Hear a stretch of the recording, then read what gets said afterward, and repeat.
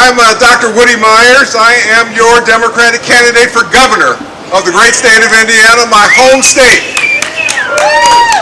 I am a third-generation Hoosier, so I've been here quite some time, as has my family.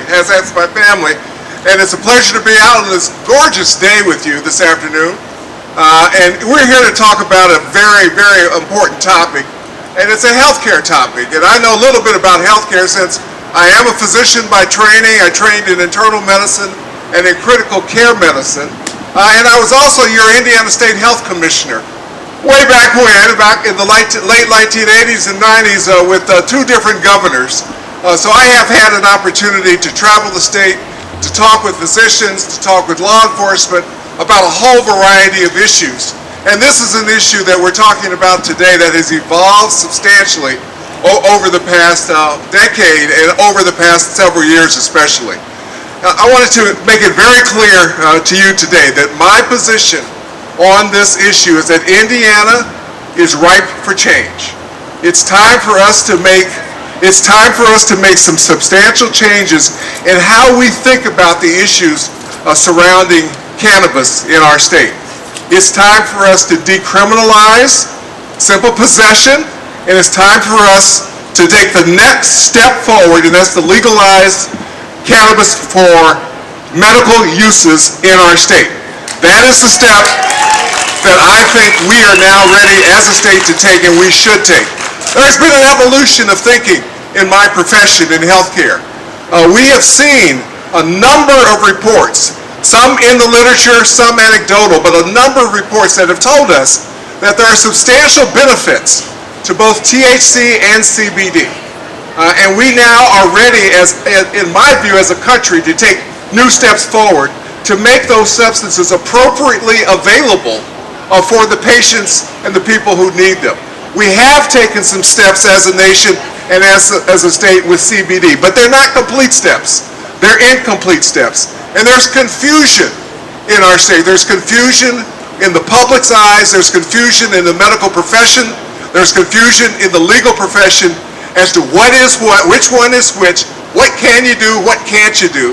And all of that has been compounded by the fact that we still have members of our Indiana General Assembly, and we still have my opponent who sits in the governor's office, who have not been willing to look at the evidence, who have not been willing to take the next steps forward, and have left Indiana behind our neighbors.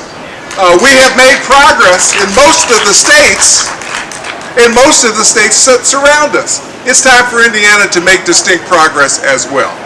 So we've got to look at the evidence. We have got to talk with the medical professionals, the legal professionals, the judiciary. We have to talk with all of the different parties involved, and we have to take some concrete steps in the next legislature to move our state forward. And if you elect me as your governor, that will be a priority for the Myers-Lawson administration. I make that commitment to you this afternoon. This is one of the issues that I weighed in on over a year ago when I announced my candidacy for the position of governor of this state.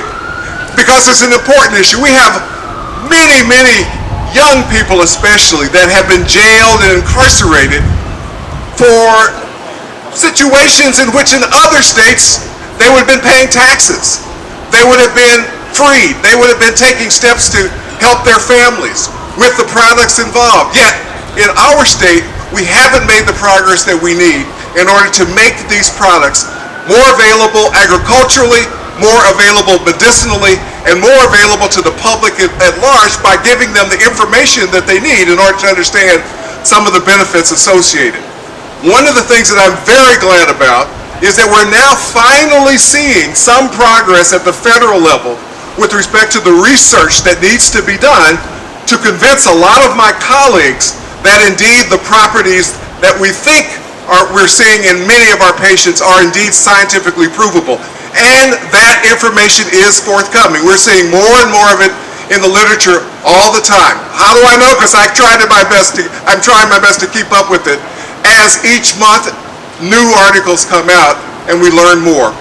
We know that, for instance, in seizure disorders, especially, that these products can be very helpful. We know that in patients who are on chemotherapy, these products can be helpful, especially with respect to the wasting effects that chemotherapy can have, and the nausea, and the hunger issues, or the nutritional issues. We just know that there is much more to these products than my profession, than the medical profession and the legal profession today know about. So we've got to continue to make the progress in research. But in addition, it's time for us to change the laws. And that's what a governor has to do. A governor has to lead that discussion. And in Indiana, I will do that because we're getting behind. Indiana has a history of very rarely being out in front on an issue. Well, this is an issue where it is still technically possible for us to keep up and for us to catch up. And so my final message to you this afternoon is if you want what we have today, then vote for my opponent.